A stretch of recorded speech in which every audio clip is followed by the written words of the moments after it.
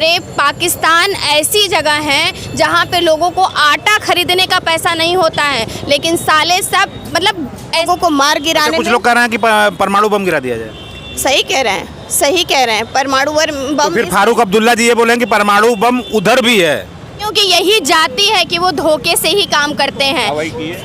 और हिंदुस्तानी, हर हिंदुस्तानी सीना ठोक के बोलता है हम हिंदुस्तानी और पहलगाम में जो हुआ है उसे आप किस तरह देखती हैं? हालांकि बड़ा हम संवेदना परिवार के साथ रिपब्लिक हिंदुस्तान के भी है, बड़ा दुखद है। दुखद से ज़्यादा ये है कि अब आतंकवाद के ऊपर क्या करना चाहिए, क्या किस तरह की कार्रवाई करनी चाहिए? पहले तो क्योंकि ये कैंसर की तरफ फैल रहा है। पहलगाम में जो आतंकी हमले हुए हैं उसमें ये तो बहुत ही शर्मनाक है। और पाकिस्तानियों की जाति ऐसी है जो पीठ पीछे वार करते हैं, और जाति धर्म पूछकर मारने वाले जो पाकिस्तान में जो लोग बैठे हुए हैं और विपक्ष में जो नेता बैठे हुए हैं, उन लोगों के मुंह से अब तो आवाज़ नहीं निकलती। एक ठेले पर ये हुआ था कि सब्जी बेचने वाला और फल बेचने वाला ठेले पे अपना नाम और अपना मोबाइल नंबर लिख के रखे, तो सामने बैठे लोगों को ये हो गया था कि ये नाम और जाति पूछ के हमारे माननीय प्रधानमंत्री जी और माननीय योगी जी काम कर रहे हैं। तो अब कौन सा जात पूछ के आप लोगों ने झंडा गाड़ लिया? अरे पाकिस्तान ऐसी जगह है जहाँ पे लोगों को आटा खरीदने का पैसा नहीं होता है, लेकिन साले सब मतलब ऐसे लोगों के लिए जितनी निंदा करें, जितनी गाली दें इन लोगों को, उतनी कम है। मैं आपके क्रोध को समझ सकता हूं, लेकिन ऑन एयर गाली देना थोड़ा सा नियमों के विरोध। देखिए आपको मैं बताऊं, हमारे हिंदू भाई वाईटी की गाइडलाइन भी कुछ है, वाईटी यूट्यूब की गाइड, तो इसीलिए मैं रुक गई, क्योंकि लेकिन एक हालांकि आपने आज काला कपड़ा भी पहन रखा है इन्होंने इस विरोध में, इन्होंने आज काला कपड़ा पहना है। और इससे तो बात आतंकवाद की नहीं है, बात है कि इसे रोका कैसे जाए। एक और सर्जिकल स्ट्राइक की ज़रूरत है। घर में घुस के जिन्होंने ऐसा काम किया है उनको मारा जाए। हमारे आर्मी प्रधानमंत्री को मार दिया जाए, पाकिस्तान के प्रधानमंत्री को, जब ऐसा जो काम करे उसके लिए खड़े तो किसी को ना होना ही पड़ेगा ना। अगर आप आतंकवाद के खिलाफ अभी नहीं खड़े होंगे तो आने वाले समय में पूरा नस्ते नाबूद हो जाएगा। और वो विपक्ष में बैठे नेता इसी आस में बैठे हुए हैं कि कब ये चीज़ें ख़त्म हो। लेकिन विपक्ष की इसमें क्या गलती है? विपक्ष तो सब कुछ तो अमित नरेंद्र मोदी जी के हाथ में है ना। नरेंद्र मोदी जी के हाथ में ही सब कुछ है, लेकिन मैं टीका और टिप्पणी की बात कर रही हूँ। आज हमारे हिंदू भाई बहन जो मरे हुए हैं, अरे कानपुर की 16 अप्रैल को शादी उस लड़की की हुई थी, बहन की, उस बहन का सुहाग उजाड़ दिया गया। क्या वो वापस किया जा सकता है? हमारे प्रधानमंत्री और माननीय योगी जी एक सर्जिकल स्ट्राइक फिर से करेंगे और ऐसे लोगों को कि परमाणु बम गिरा दिया जाए। सही कह रहे हैं, सही कह रहे हैं। परमाणु बम तो फिर फारूक अब्दुल्ला जी ये बोले कि परमाणु बम उधर भी है। देखिए उनके पास भी है, फारूक अब्दुल्ला जी का बयान है। तो वही तो वो काम कर रहे हैं, वही तो आतंकवाद को बढ़ावा दे रहे हैं। उन्हीं के कहने पर तो ये सारी चीज़ें हुई हैं। आज आतंकवाद कैसे बढ़ता है? जिन लोगों को आटा खरीदने का पैसा नहीं है, लेकिन आतंकवाद थाली में परोस दिया जाता है, ऐसे लोगों को क्या कहा जाएगा? ऐसे लोगों के लिए जितनी भी निंदा की जाए उतनी कम है। और हमारे देश में ये कहा है ना, ये नासूर जैसा काम है। अभी भी कहा है बॉडी में अगर कहीं गड़बड़ हो तो उस जगह को ठीक कर देना चाहिए। तो हमारे प्रधानमंत्री मोदी जी से हमको यही कहना है कि अभी भी वक्त है, ऐसे लोगों पे अब लगाम लगनी चाहिए। हमारे साथ कुछ लोग और भी हैं और उनसे भी हम बात करेंगे। क्या नाम है आपका? जी, मेरा नाम रविंद्र सेठ है, मैं गिरजाघर व्यापार मंडल के अध्यक्ष हूँ। तो इस घटना पे लगातार सवाल उठ रहे हैं। अच्छा, कुछ नेता लोग ट्वीट के माध्यम से ये लिख रहे हैं कि ला इलाहा इल्लल्लाह, अब मैं कलमा पढ़ना सीख ले रहा हूँ ताकि मेरी जान बच जाए। तो ये भी तो अशोभनीय है लिखना। ये बहुत ही अशोभनीय है।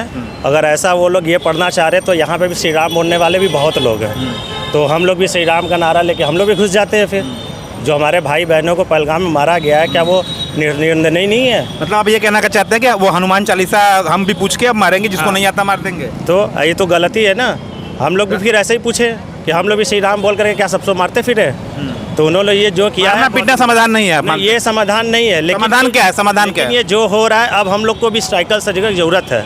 अब हम अपने मोदी जी से यही बोलेंगे कि जैसा वो लोग किए हैं, हमारे भारत में घुस के हमारे भाइयों बहनों को मारा गया है, उसी तरह से अब हम लोग तो भी क्यों घुस नहीं के होता? मारेंगे। इतने दिन, काफी दिन गुजर गए। तो ये अभी तो धीरे धीरे देखा जाए, अभी देखिए आगे 2 घंटे तक बीएसएफ क्यों नहीं थी वहाँ पे? सेना क्यों नहीं थी? 2 घंटे के बाद क्यों आई? 2 घंटे का समय, सेना- वो भी ऐसे स्थान पे जो सेंसिटिव इलाका था। जी, तो सेना को अगर ये जानकारी पहले से हो गई होती ना, तो ये- जानकारी क्यों नहीं? 14 दिन से रेकी कर रहे थे लोग, कर ये रहे हैं। कृत्य नहीं हो पाता। तो जानकारी क्यों 14 दिन से रेकी हुई है उसमें? ये फेल्योर है, अच्छा, ये फेल्योर है सिस्टम का। फेल्योर नहीं ये है, फेल्योर एक ही- नहीं है। एक ही जैसे दिखने वाले सब आतंकवादी, आप क्या और हम क्या। जब एक ही जैसा हर मुसलमान भाई दिखता है वहाँ पे, जो आतंकवाद है, ये कैसे कोई कह सकता है कि आप आतंकवादी? बताता थोड़ी ना है कि मैं आतंकवादी हूँ। और आतंकवादी जो होते हैं ना, अगर कुछ करना ही है ना, तो अपने पाकिस्तान में काम करिए, अपने पाकिस्तान का नाम करिए। ये क्या मतलब निंदनीय काम कर रहे हैं आप सब। हमारे साथ राजू जी भी हैं, जो कि पक्ष और विपक्ष एक न्यूट्रल रहते हैं, इनका पार्टी से कोई संबंध नहीं है, वो अच्छे वक्ता हैं, इसीलिए इनसे सवाल इन्हीं से बनता है। कसाब का हमला 26/11 आपको याद होगा, Mumbai attack, terror attack, Shivraj Patil ने इस्तीफा दे दिया था नैतिक जिम्मेदारी लेते हुए, महाराष्ट्र में। हाँ, महाराष्ट्र में। तो अब लोग ये कह रहे हैं कि क्या इस्तीफा दे देना चाहिए अमित शाह को? नहीं, जो लोग ये कह रहे हैं, विपक्ष में बैठे लोग एकदम सरासर गलत कर रहे हैं। हमारे यशस्वी देश के प्रधानमंत्री माननीय नरेंद्र मोदी और देश के गृह मंत्री अमित शाह में वो दमखम है कि जो हमारे देश में आत्मघाती हमला, आतंकवादी कायराना हमला जो किया गया है, वो बड़ा ही निंदनीय है। हमारे भाइयों को जाति पूछ के, गिन गिन के मारने का काम किया है।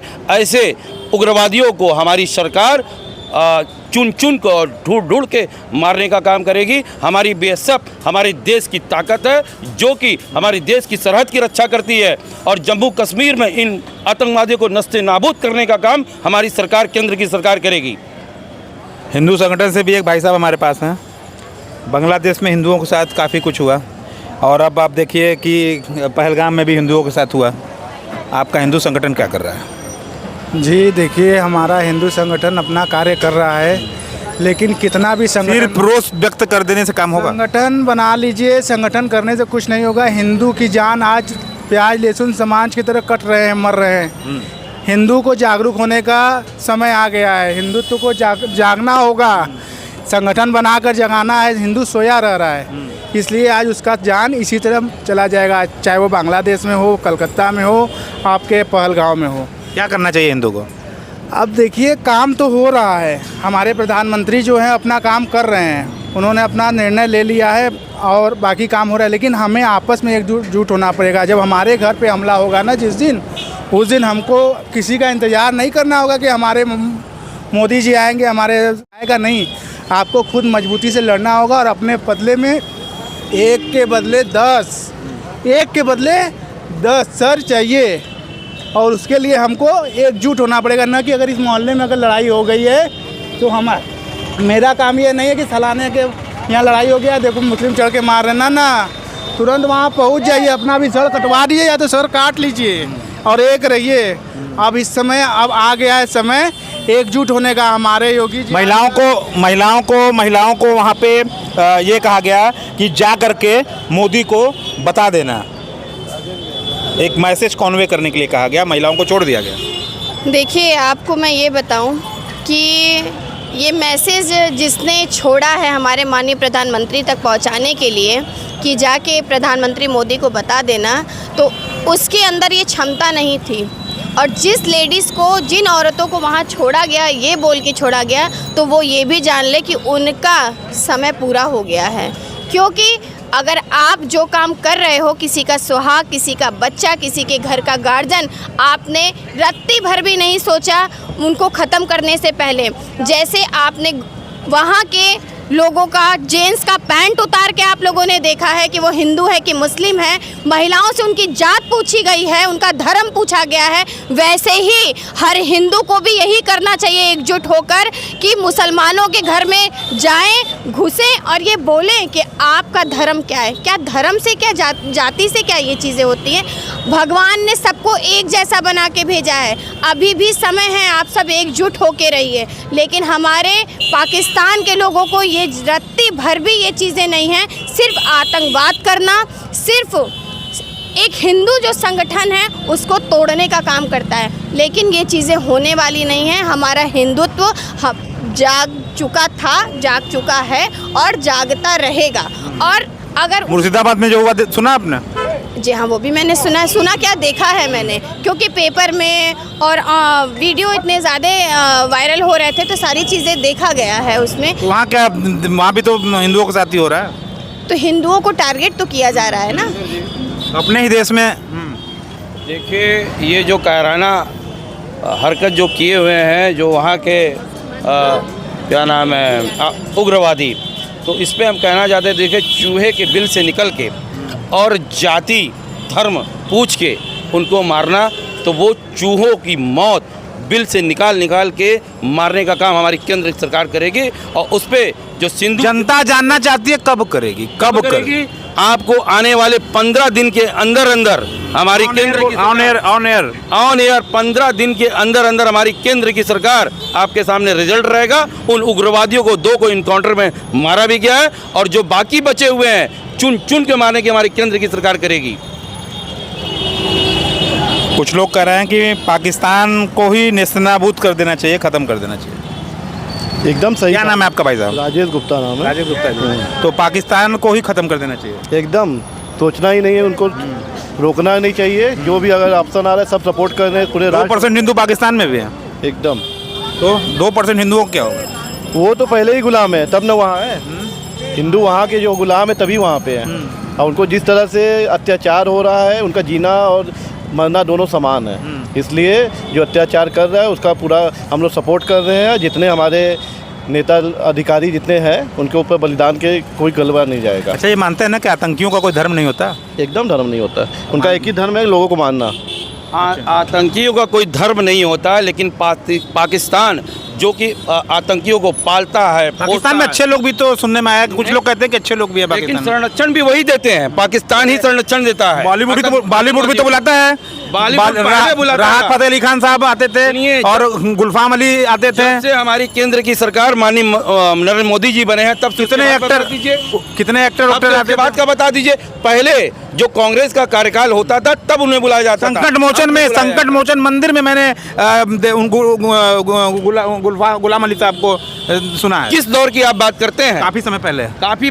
हम मौजूदा सरकार की बात कर रहे हैं। केंद्र में जब से नरेंद्र मोदी जी की सरकार, हमारी भाजपा की सरकार है, उसके बाद से आप बता दीजिए, ये जो कायराना हरकत आतंकवादी कर रहे हैं, इनको संरक्षण पाकिस्तान में दिया जाता है, पाकिस्तान में इनको पाला पोसा जाता है और उनको वहीं से पाल पोस के हिंदुस्तान पे हमला कराया जाता है। जो ऐसे बर्बरता से हमारे हिंदुस्तानी भाइयों को मारे हैं, उनको हमारी केंद्र की सरकार, हमारे देश के कब जवाब देगी? 5 दिन पानी बंद कर देना जवाब है। 15 दिन के पानी बंद कर देना जवाब है। अरे सुनिए, उसमें भी यूएन चला गया। अच्छा, उसमें भी यूएन चला गया पाकिस्तान।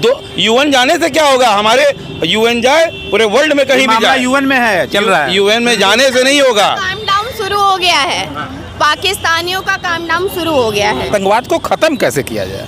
हम ये जानते हैं, जो जैसा करेगा वैसा पाएगा। 100 को सीधी एक बात। क्या 28 लोग वैसा किए थे तो पाए? आप 28 लोग कुछ ऐसा किए थे कि पा गए, जिनकी हत्या हो गई? अब क्या करेंगे? इसको संयोग कहिए, चाहे कालचक्र कहिए, चाहे जो भी करिए, ये दैवी आपदा चाहे जो भी इसको कहिए, भी घटना हुआ, लेकिन जो भी हुआ गंदा हुआ, बहुत कृतज्ञ ये कार्य हुआ। ऐसा नहीं होना चाहिए। तो उस पर यही कहेंगे कि जो संयोजित आपदा है, दैविक आपदा बता नहीं, संयोजित तरीके से संगठित करके, और आतंकवादियों ने कूड़ता से, धोखे से, चूहे के बिल से निकल के उन्होंने गिन गिन के जाति और धर्म पूछ के हत्या करने का काम किया है। पाकिस्तानियों की यही जाति है कि वो धोखे से ही काम करते हैं। और हिंदुस्तानी, हर हिंदुस्तानी सीना ठोक के बोलता है हम हिंदुस्तानी, और डंके की चोट पर काम करता है। चूहे जैसा काम नहीं करता हमारा हिंदुस्तान। पाकिस्तान में बसे लोग ये जान लें कि जो आतंकी हमले उन्होंने किए हैं उसका जवाब उनको वैसे ही दिया जाएगा जैसे उन्होंने किया। कारगिल की जरूरत है क्या? कारगिल वार कुछ नहीं करने वाले हैं, ये 10 दिन में भूल जाएंगे। बनारस यही जहाँ खड़े हैं, कुकर बम फटा था, संकट मोचन में बम फटा था, कचहरी बनारस कचहरी में बम फटा था। ये हिंदू हैं, ये 10 दिन में भूल जाएंगे, फिर अपने काम में लग जाएंगे। कुछ नहीं होने वाला है। सिर्फ हिंदुओं को भूलने की आदत है, मतलब कोई नई बात थोड़ी है। मर रहे हैं, मरते जाएंगे, मरना इनका काम है। पत्रकार महोदय गलत बोल रहे हैं आप। हिंदू काफी देखिए माहौल गर्म हो रहा है यहाँ पे। नहीं है, हिंदू भूलते नहीं है। हिंदुओं सरकार थी जिस पे करने का ये है, वो माफ करना जानते हैं। और हिंदुस्तानी हमारे ऐसे हैं कि सब जिगरा रखते हैं और पाकिस्तान में घुस के मारने का जिगरा रखते हैं। 12 साल हो गया इस गवर्नमेंट को। इस गवर्नमेंट में भी आतंकवादी हमले हो रहे हैं, हुए हैं, और सिर्फ ये इसको भुनाने का काम किए हैं। कोई ठोस निर्णय आज तक नहीं हुआ है। देखते हैं क्या होता है। ये तमाम ये इंडस, आपका कहना है हिंदू कायर है? हिंदू बिल्कुल है। हिंदुओं को सामने आना चाहिए, सरकार कुछ नहीं करने वाली है। हिंदू को 8 सालों से हो गया, जिम्मेदारी है हिंदू की, इनका कहना है। आपको एक बात बताऊं, देखिए हमारी सरकार बोलने वाला काम नहीं करती।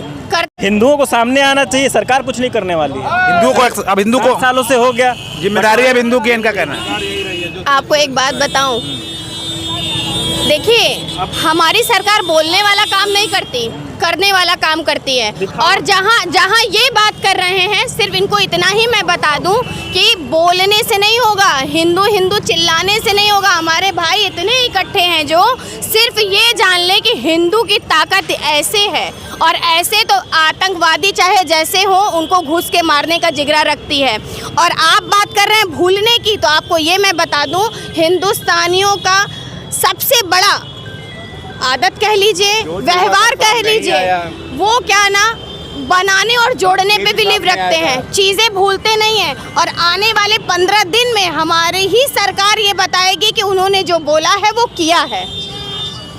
हिंदुस्तान में ही इनकी तमिलनाडु में नहीं चलती है, इनकी कर्नाटका में नहीं चलती है, तो किससे किससे मनवाएंगे? कहाँ चल रही है? पश्चिम बंगाल की क्यों नहीं बात करेंगे? नहीं करें। अगर पश्चिम बंगाल की बात करेंगे तो वहाँ नहीं, वहाँ बैठी ममता बनर्जी दीदी ने ना संविधान को, वो क्या संविधान से ऊपर हो गई हैं? संविधान क्यों नहीं मानेंगी वो?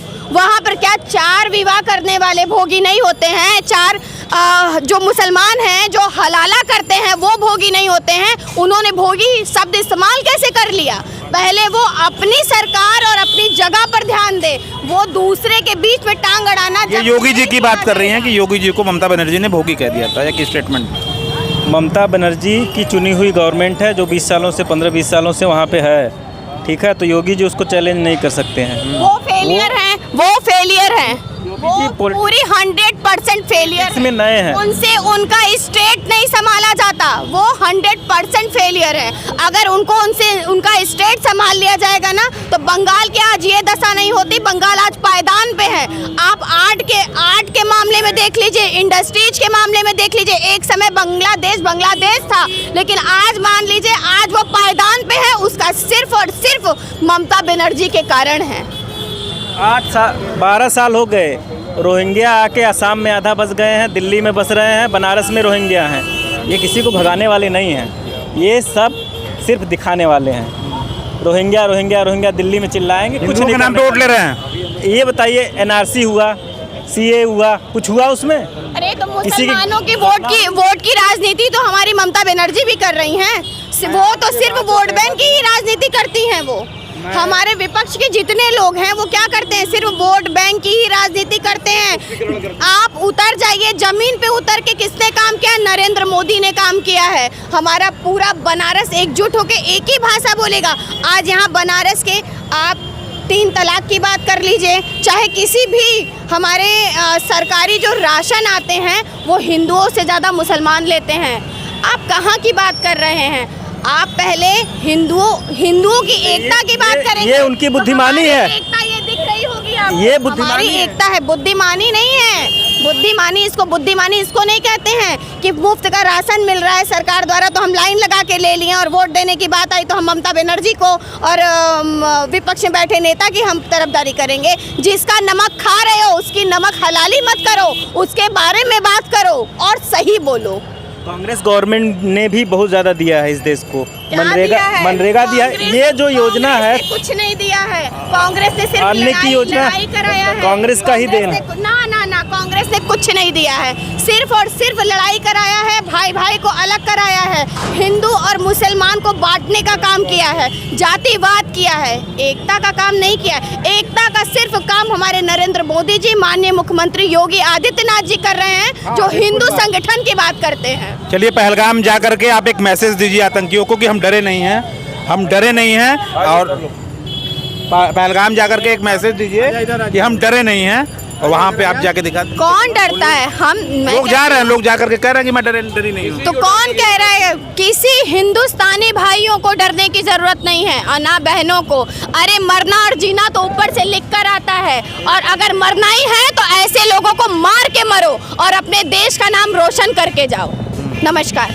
तो बड़ा लगातार ऊर्जा से यहाँ पे बातचीत चल रही थी और लगातार लोग यहाँ पे हैं। इनका ये कहना है कि घर में घुस के मारिए, अब क्या करें, इनके पास विकल्प नहीं है। सर्जिकल स्ट्राइक की मांग सुनीता सोनी जी और बाकी सभी लोग कर रहे हैं। और हमारे साथ एडिटर एट लार्ज अंकुर द्विवेदी जी भी थे, जिनका कहना है कि कुछ नहीं होने वाला है, हिंदुओं को भूलने की बीमारी है। रिपब्लिक हिंदुस्तान के लिए जितेंद्र यादव, धन्यवाद।